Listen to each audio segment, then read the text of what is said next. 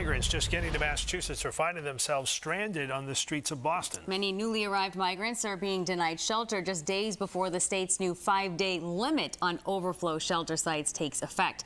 Boston 25 News reporter Drew Caritas live at BMC, where Drew, the hospital's been booking ride shares for migrants who show up there.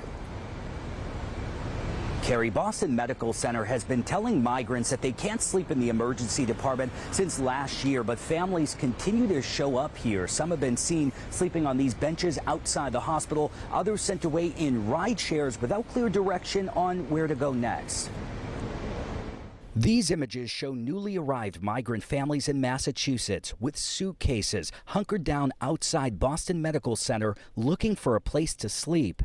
The hospital says all families who arrive homeless are assessed before migrants are frequently sent on their way in ride shares. Advocates say this is one of the locations they're often sent to, the Brazilian Worker Center in Alston. But when families arrive here after hours, the center is closed, resulting in some families staying outside overnight. They're already at a disadvantage, and we're putting them at even more so. Alec Orzel, who works at the Mindful Mutt Dog Daycare Center next door, has seen families sleeping outside. It's really rigged against them.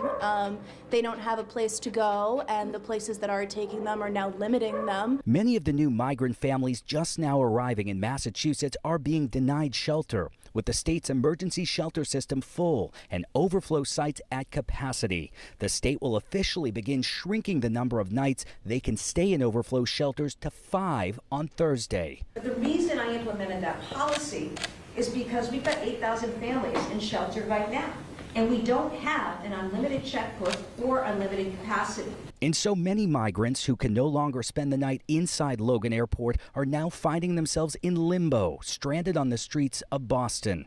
A Boston Medical Center spokesperson tells us that the hospital does not have the capacity or resources to provide shelter to unhoused families. A statement says, quote, "If they do not require medical care, we will continue to arrange transportation to state resources and after hours to friends, family, and community resources, where they may find shelter until state offices reopen."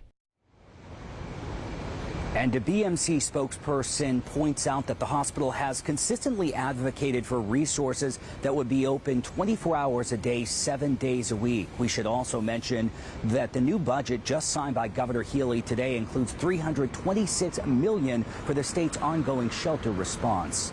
We're live outside Boston Medical Center. Drew Caritas for your local station, Boston 25 News.